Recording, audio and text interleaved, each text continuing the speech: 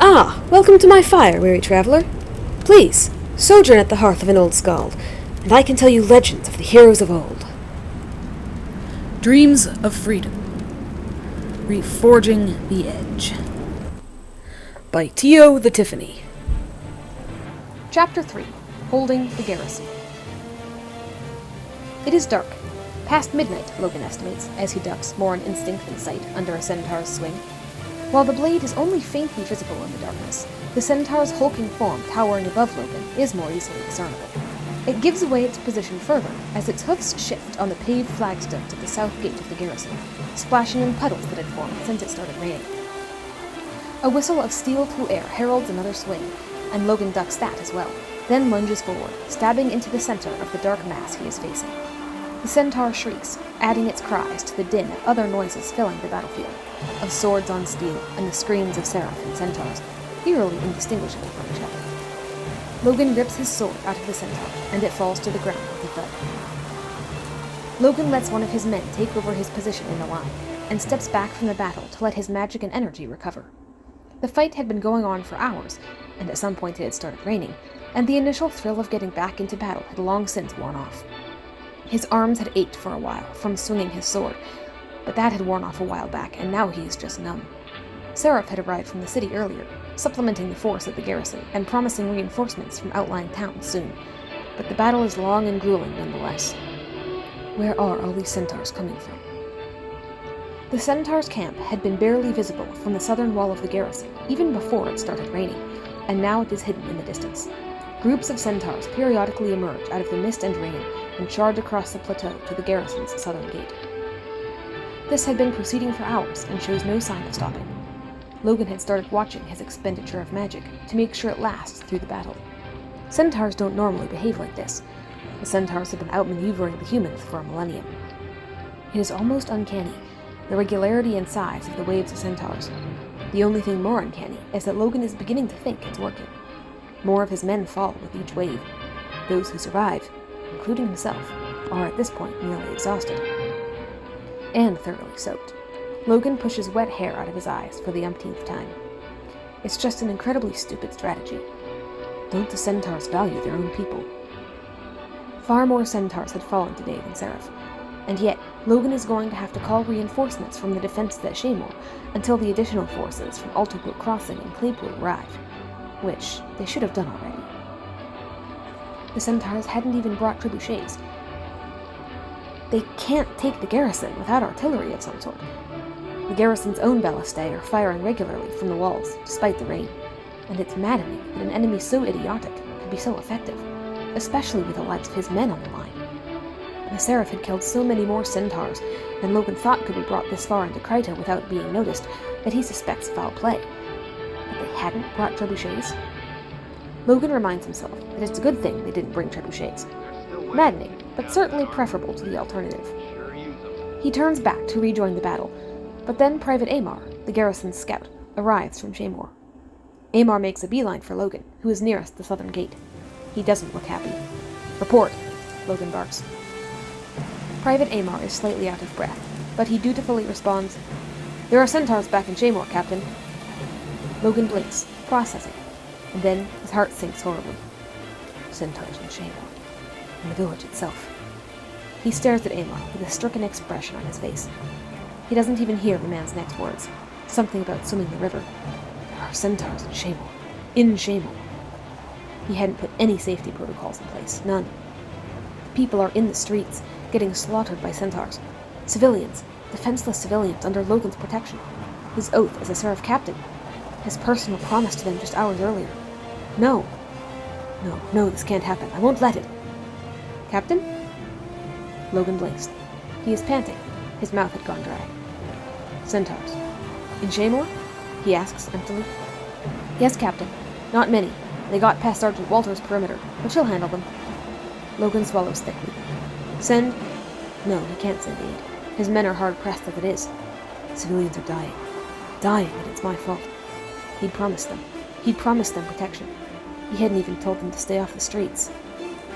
A small voice in the back of his head whispers, "They failed." No, that can't be true. One mistake doesn't. Logan can win this battle. He can prevent further casualties. He can... Logan grips his sword convulsively. He can't do anything. His men here in the garrison need support as well. Where are the reinforcements from Alterbrook Crossing and Claypool? We need reinforcements, he snaps to no one. Fresh soldiers to fight the centaurs at the garrison. A strong team to clear Shaemoor and get the civilians to safety. A rotation. But his words fall empty. Everyone needs reinforcements, and none are to be found. None. Logan can do nothing about the tragedy going on in the village at this very moment. Nothing. Civilians are dying. Cursing his name, most likely. Dying! How did this happen? I'm Logan Thackeray. I should have been able to. I shouldn't have gotten past. I should have... How did this happen? How many 6 cursed centaurs are there? Logan doesn't know. He doesn't know. He just... Wait, now protect them. Protect the civilians. Protect... Captain, what do you want me to do? Logan stops himself. He wants so badly to break down, to say he doesn't know, but he can't. His men need to see his confidence, or they'll all fall apart.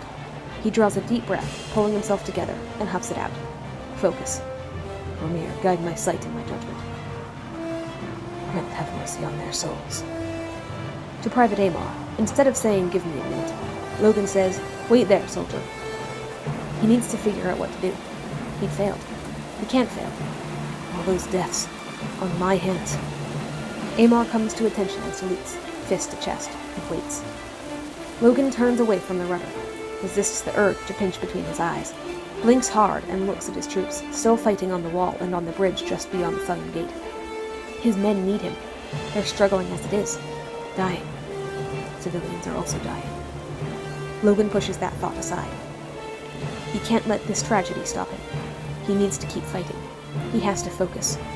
Grief can come later. He has to. His men need him. Jenna needs him. Logan nods in determination and turns back to Private Amar in time to see a centaur cleave the man's head open from behind.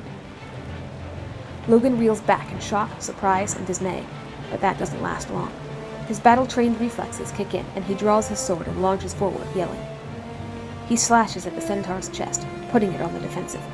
It backs off for a moment. Logan summons his magic in one hand and grips his sword in the other, facing the centaur as it recovers. Energy drains from his body and pools in his hand.